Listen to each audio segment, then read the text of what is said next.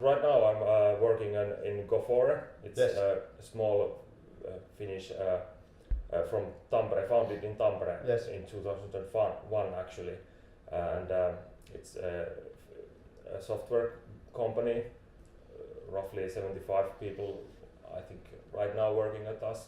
Yeah, growing. And it's growing really rapidly, and one of the nice things that gave like this kind of like continuity to my work in the university is the open data theme.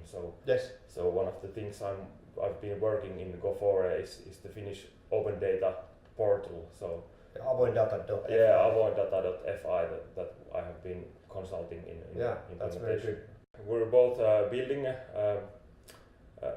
software, mostly online applications, online software, but we're also providing consultancy services to project management and architectural work. Yes. So it's this kind of like two-facet things.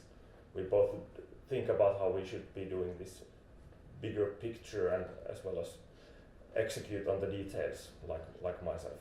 And you have a different way of operating, like compared to some of the big companies in the field. Yeah, we really value like this kind of like immediate communication and agile methods. So most of our processes are focused on like tightening the feedback loops between development and operations, and also other shareholders like the project owners, clients, and so on. So that's one of the I think key things we're doing in my opinion right on the project front, and it gets us some really quick wins in a way that we can deliver small changes fast and see how things are going, and sometimes even get to measure if you're going in the right direction,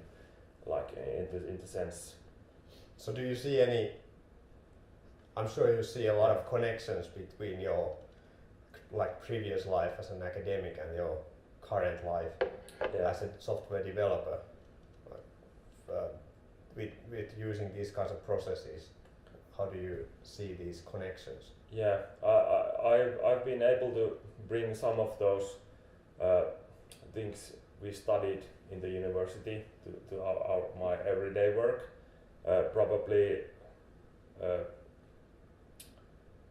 but probably there are still things that I think we could be like pushing from the research side to the industry. More data intensive like methods are still, I think, in their infancy in many parts of the industry. Yes. So there's a lot that could be brought from there to like the everyday software development, and especially like in the sense that there are a lot of data that could be collected nowadays, but they are rarely or not at all used in a way that would allow further analysis of what's going on really in a business or especially in the government sector, like what's going on in the public services. Yeah, that's my experience as well, that companies may have a lot of data, but they are really struggling actually to be able to analyze the data. Yeah, and of course in Finland, as we know, there's pretty tight legal restrictions on what you can do, but in the public sector, I think many of the like actors are really like a little bit scared whether they are allowed to do something, while in fact they are, but there's this kind of like incoming like scaring between parties, like I'm not sure if I'm allowed to do that, so just to be safe, let's do nothing. And you end up with zero data, which you obviously cannot use for anything. The time when you kind of made the decision to go from academia to business, we were having this discussion on this ecosystemic way of doing things. Yeah. I just remember it actually. I definitely remember that, and I'm committed as well. So we were talking about ways of academia and business and like activists like Antti Voiko and others. They are really doing this from as a hobby and as a profession both.